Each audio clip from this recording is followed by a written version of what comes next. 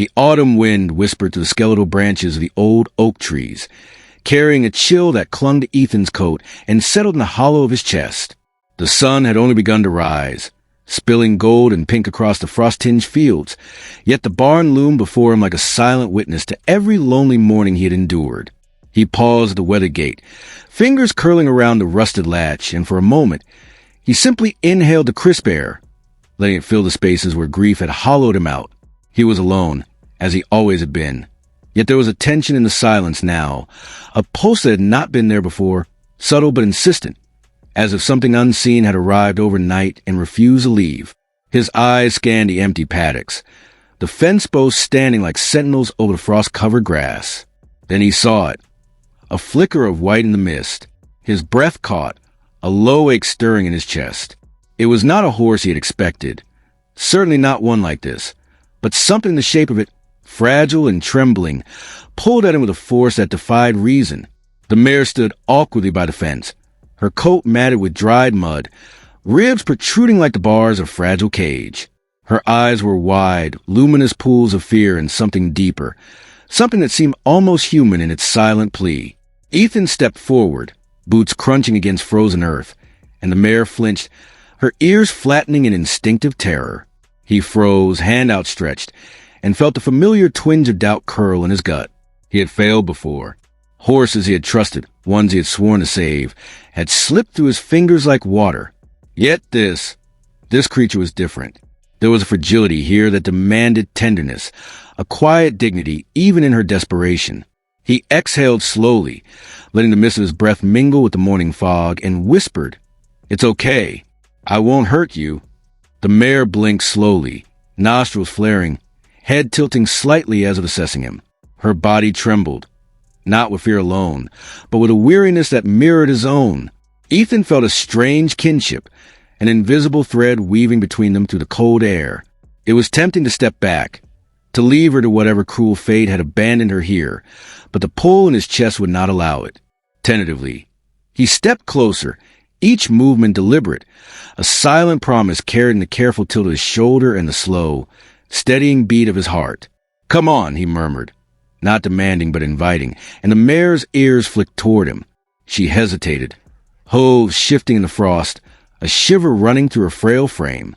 And then, as if deciding he might be different from the others, she took a tentative step forward, the snow crunching beneath her weary legs. Ethan's pulse quickened, every instinct screamed caution.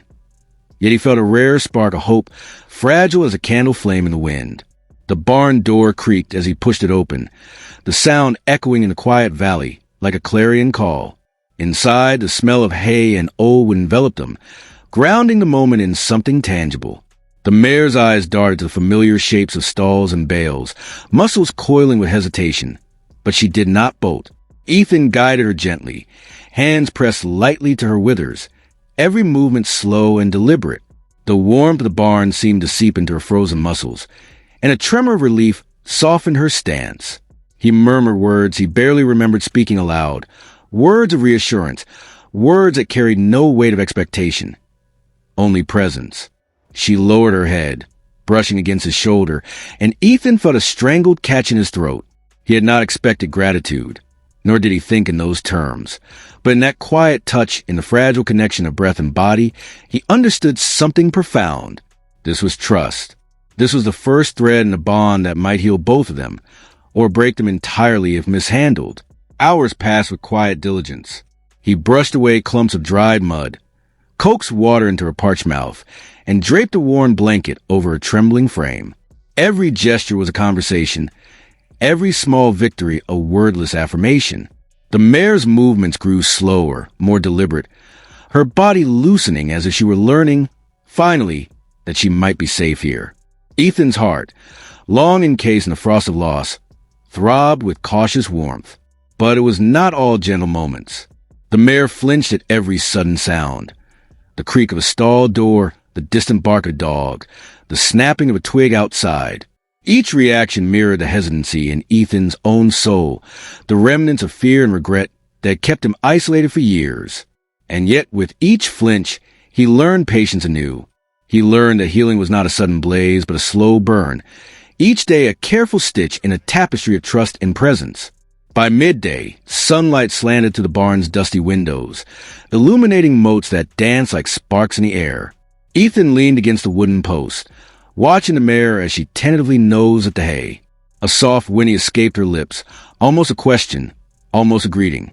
He smiled faintly, a rare expression, and felt the warmth that spread through his chest. "You're safe," he whispered, not expecting an answer. But the tilt of her head, the slight nudge against his arm, spoke volumes. And then it happened. A sudden commotion outside, the jangle of voices, the creak of wheels on the frost-hardened earth. Ethan tensed, hand hovering near the mare's shoulder, ready to shield, to soothe, to guide her back into safety. The door rattled, and in the shifting light, he saw them. Townspeople, curious and concerned, faces pressed with questions and wonder. A child peeked from behind a wooden post, eyes wide with awe.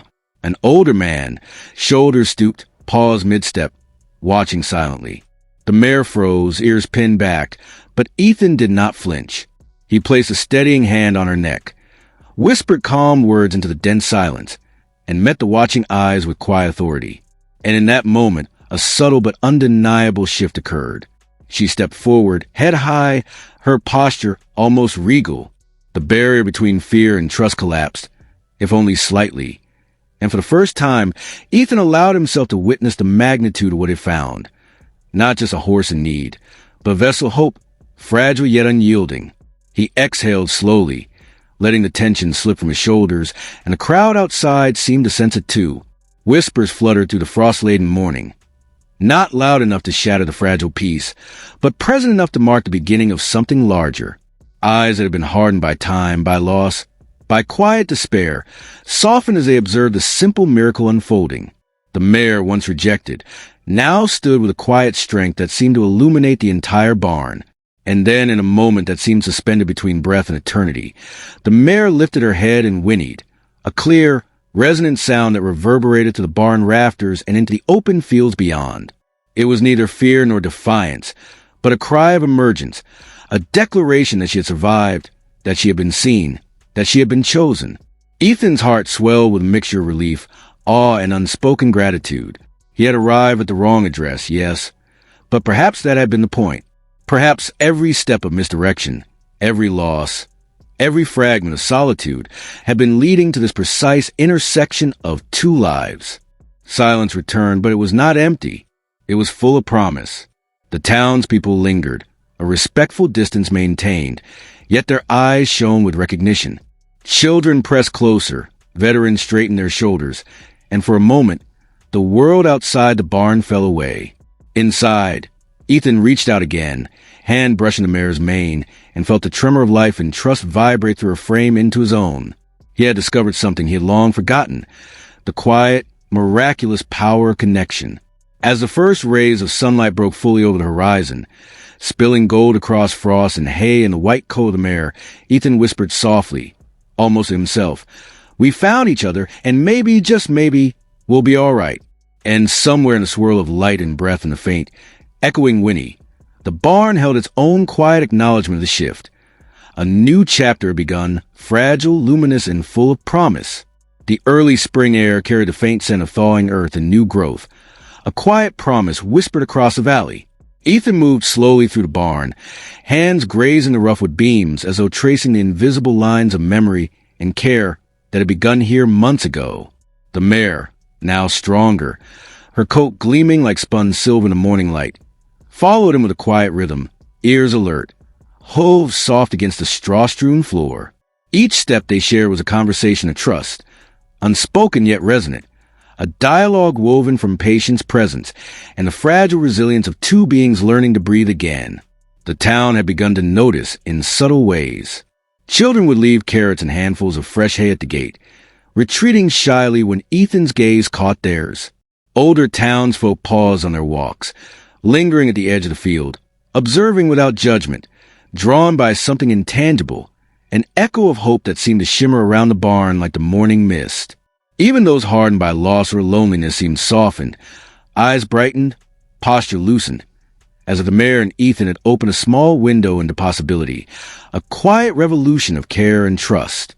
Inside the barn, the atmosphere was alive with gentle motion. The mare nudged Ethan toward the bucket of water, a subtle insistence that spoke volumes. He smiled faintly, brushing a hand along her damp muzzle, feeling the heat of her body through the coarse hair. "You're ready," he murmured, though neither of them fully understood what that meant. Perhaps it was readiness for the world beyond the barn, for the moments of vulnerability that demanded courage, for the possibility of becoming more than they had ever imagined. Days turned into weeks. Ethan found a rhythm he had long thought impossible. Mornings spent grooming and feeding, afternoons walking to frosted fields, evenings sitting in silence while the sun dipped behind the distant hills. And in the quiet, small miracles began to occur. The mare would respond to his gestures with increasing confidence, stepping closer when he reached out, allowing herself to be touched without flinching. One afternoon, as a golden shaft of sunlight pierced the barn window, she pressed her head against his shoulder in a gesture so intimate it almost took his breath away. But life outside the barn began pressing in. Subtle at first, a gentle insistence that what they were building was not theirs alone. A child, eyes wide with awe, whispered, "Can I help feed her?" Ethan hesitated, then nodded. The child stepped forward cautiously, mimicking his gestures, trembling at first, then settling into a rhythm as the mare lowered her head and accepted the offering. The sight struck Ethan in a way he had not anticipated. The bond he had nurtured in isolation was now reaching out, touching the hearts of others, bridging solitude with connection. One evening, a man with callous hands and eyes lined with years of hardship appeared at the barn's gate. He carried nothing but a quiet presence and a soft, tentative smile. Ethan recognized the look immediately, one of someone broken yet seeking. The man hesitated at the threshold, then inched forward, gesturing to the mare. Without words, Ethan guided him through the motions, brush her mane, steady her hooves, extend a hand slowly. And as the man complied, fingers trembling against the warmth of her coat, a transformation began in both human and horse. The mare leaned into the gesture, eyes half closed, and Ethan felt a surge of something larger than gratitude, something sacred. It was not dramatic. There were no speeches, no fanfare, only the quiet symphony of trust, repeated day after day, until it wove itself into the rhythm of the valley. Children laughed softly as they ran alongside the horse during walks. Veterans exhaled long-held breaths of peace as they watched, and Ethan found himself smiling more often than he had in years. He realized, slowly and painfully, that his grief had not vanished. It had been reshaped, molded into something living, breathing, and capable of being shared. Then came the morning when the miracle he had only glimpsed in fragments revealed itself fully.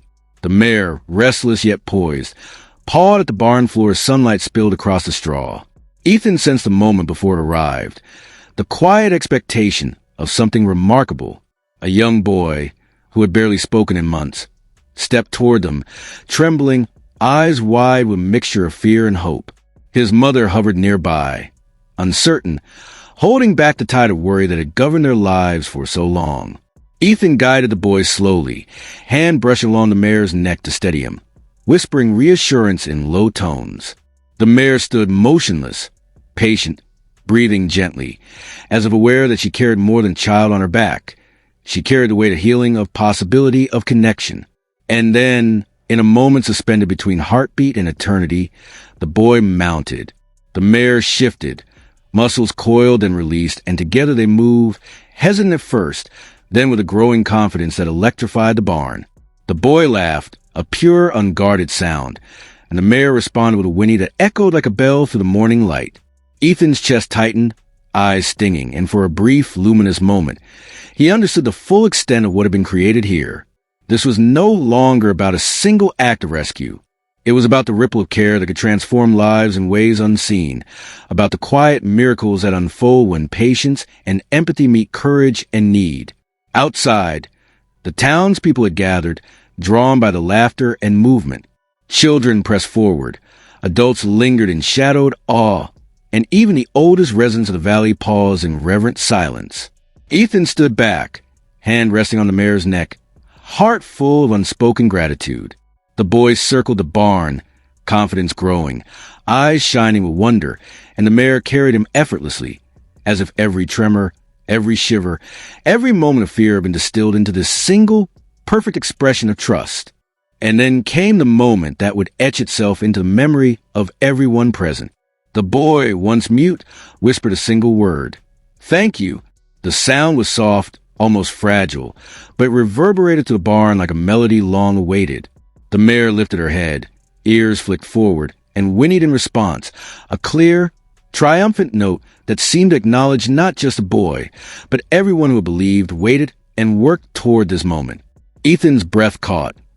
Tears blurred the golden light streaming in, and he felt a connection so profound it seemed to thread through time itself. For Ethan, the realization struck with clarity. This was never about fixing one life, or even the mare alone. It was about building something enduring, a sanctuary of trust, courage, and compassion that could carry hope across generations. Each laugh, each whispered word, each gentle nudge of the mare's muzzle was a reminder that the world, fragile as it could be, still held room for miracles, room for redemption, room for hearts to heal together. He knelt in the straw, hands brushing the mare's mane, and allowed himself to feel every pulse of morning. The child's joy, the adult's quiet awe, the wind through the barn, and the simple, profound presence of the creature who had arrived by accident yet changed everything. The mare leaned against him, steady and calm, as if recognizing the completion of a cycle. Their lives intertwined, fragile but unbreakable, the wrong address transformed into right home, the unexpected arrival into a lasting gift. And in the golden hush of that dawn, Ethan whispered softly, more to himself than anyone else, "We were meant for this. All of it." The mare's nostrils flared and her warm, steady breath brushed against his face, sealing the unspoken truth. That rescue was never one-sided, that salvation could be mutual, and that love, in its quiet persistence, could transform even the loneliest corners of the heart. Outside, the sun rose higher, scattering frost and shadow alike, illuminating the field where children now laughed, parents smiled, and the town breathed a little easier, caught in the gentle current of hope that had begun with a single, rejected horse. And for Ethan, watching it all unfold, there was no doubt. The journey had only just begun, but the climax of fear and grief had been met with a triumph that resonated far beyond the barn, far beyond the valley, into the very marrow of possibility itself. The summer air shimmered over the valley, thick with the scent of wildflowers and newly turned earth, a warmth that spoke of growth and possibility. The barn stood steadfast, bathed in golden light, as if the world itself had paused to honor the quiet miracles that had taken root within its walls. Ethan walked to the paddock, barefoot now, feeling the soft pulse of the grass beneath his feet, and each step was a testament to months of patience, grief, and unspoken resilience. The mare followed, coat gleaming like polished ivory, mane lifted gently by the breeze, hooves silent on the soft earth. There was a rhythm between them, a cadence of trust that needed no words, only breath and presence. The valley had changed since the first frost that morning, when the mare had appeared at the wrong gate. Children ran freely through the fields, their laughter carrying across the hills, weaving to the quiet of the town that had slowly learned to open at heart. Veterans who had once walked hunched and silent now lingered by the fence, offering tentative smiles, brushing the mare's neck with hands that had long forgotten gentleness. Parents watched their children, eyes softened by relief and awe, and even those hardened by years of disappointment seemed to breathe easier, as if the bond between human and horse had created a reservoir of hope from which everyone could sip. Ethan paused by the barn, leaning on the wooden post, eyes scanning the paddock. The mare nuzzled his shoulder, and he exhaled slowly, feeling a warmth that had been absent for too long. This place, once a solitary refuge, had become a sanctuary of healing. He knelt in the straw, hands trailing along her neck, and realized that the story they had lived, accidental, fragile, miraculous, was no longer about saving a single creature. It was about building a legacy, a living testament to empathy, patience, and the quiet persistence of love. The children approached, carrying buckets of water and hay, their faces bright with pride and anticipation. Ethan watched as they carefully guided the mare toward the feeding trough, mimicking the gestures he had taught them, the soft cadence of care passing from hand to hand, from heart to heart. Each touch, each whisper, each careful step was a thread in the tapestry of trust that now spanned generations and backgrounds, weaving together a community that had once been fractured by isolation and fear. The mare accepted the offerings head low, eyes soft, responding to each gesture with a subtle nod or flick of her ears, acknowledging the ripple of love surrounding her. Then from the edge of the field came the sound that Ethan had come to recognize as the ultimate confirmation. Laughter, clear and unrestrained, followed by a voice, this time adult, confident and steady. One of the town's teens, a boy who had spent years shadowed by anxiety and solitude, stepped forward.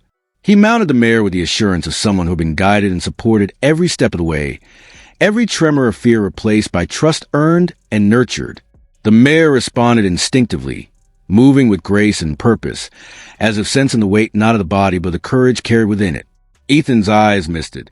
The boys circled the paddock, each stride an echo of triumph over fear, and the mare's steady gait became a symphony of resilience. The onlookers, children, parents, elders, veterans, stood quietly, witnessing the transformation, recognizing in this act a reflection of their own potential for change. The barn, the fields, even the wind seemed to hum with quiet reverence. It was not dramatic. There were no speeches, no fanfare, only the pure, unspoken validation that healing had taken root, spreading outward in ways both subtle and profound. And then it happened. The moment Ethan had unconsciously waited for, the crescendo of months spent in silence, patience, and quiet devotion. The mare lifted her head and whinnied, a clear, jubilant note that cut through the warm air like a bell of redemption. It was a sound that encapsulated every tremor of fear overcome, every ounce of patience invested, every heart opened in trust. The boy, still mounted, laughed freely, voice carrying across the fields, merging with the horse's cry in a harmony that seemed almost sacred. Ethan sank to his knees in the straw, hand pressed to the mare's neck, tears running unheeded down his face. For a moment, the world contracted to the warmth of her body, the pulse of life beneath his hand, and the radiant joy of the children and townsfolk. He had arrived at the wrong address, yes, and yet it had led him here, to a purpose larger than he had ever dared imagine, to a sanctuary of hope, to a shared life that transcended fear and grief. A hush fell over the paddock as the mare stepped closer, nudging Ethan gently with her muzzle. He pressed his forehead to hers, silent tears mingling with the warmth of her breath, and whispered, "We've done it. Together." The mare responded with a soft nicker, a quiet affirmation, and for the first time in years, Ethan allowed himself to feel complete. Not healed fully, not perfect, but whole in a way that came from giving, trusting, and witnessing the growth of others. The townspeople, sensing the intimacy of the moment, stepped back, their presence a quiet chorus rather than interference. Children leaned against the fence, veterans exhaled in collective relief, parents smiled knowingly, and even the wind seemed to pause, holding the moment suspended in golden light. The barn doors reflected the sun, casting long, warm shadows across the field, and in that light, Ethan saw clearly. This was more than a barn, more than a horse, more than a boy's laughter. It was a living testament, a sanctuary formed from love and patience, proof that even the smallest act of compassion could ripple outward to transform a world. Time passed and measured, sacred rhythms. The boy dismounted, and the mare nuzzled him gently, a bridge between vulnerability and courage. Ethan helped the children lead her back to the barn, each gesture slow, reverent, careful, as though marking the passage of a story that had begun with loss and misdirection and now culminated in trust and unity. The fields outside bloomed with the colors of life. Green shoots sprouting, petals unfurling, sunlight dancing over dew-specked grass. Every element of the valley seemed in harmony with the quiet triumph unfolding at its center. As the evening approached, Ethan stood at the edge of the paddock, watching the mare settle into her stall. He rested a hand on the doorframe, chest swelling with gratitude and awe. The boy waved shyly from a distance, his confidence tempered by humility, and Ethan felt the satisfaction of purpose, a realization that his life, once defined by loss and regret, had become a conduit for healing and hope. The wrong address had been a detour, yes, but one that had delivered him to exactly where he was meant to be. In the final light of day, Ethan crouched beside the mare, brushing a hand along her neck, feeling the warmth, the strength, and the quiet dignity that radiated from her being. "We've done more than survive," he whispered, voice low and steady.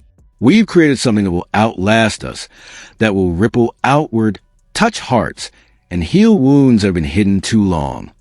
The mare nickered softly, as if in agreement, the sound a gentle echo of promise and continuity. The barn doors closed slowly behind him, the golden light fading into a twilight glow. The valley exhaled, the field settling into a peaceful hush, yet the echoes of laughter, trust, and newfound courage lingered in the warm evening air. Ethan stood silently, taking in the scene, knowing that this was only the beginning of a legacy that would continue to unfold long after he and the mare had passed from the valley. And in that quiet, profound moment, he understood the truth he had been seeking all along. Love given freely, even to the fragile and rejected, could create miracles that extended far beyond what the eye could see. He leaned close to the mare, forehead touching hers one last time, breath mingling, heart aligned. "We were meant for this," he whispered, and the mare pressed her warm muzzle against him in acknowledgement. Outside, the children waved, the adults smiled, and the wind carried the sense of possibility across the valley. The story of misdirection, of a rejected horse arriving at the wrong address, had become a story of purpose, of healing, and of enduring hope. The final rays of sunlight touched the barn's roof, illuminating the scene like a gentle benediction. And in that light, Ethan's voice, soft but resolute, carried a truth to anyone who might hear it. Sometimes the wrong turns, the missteps, the moment of despair, lead to the right places, the right lives, the right miracles.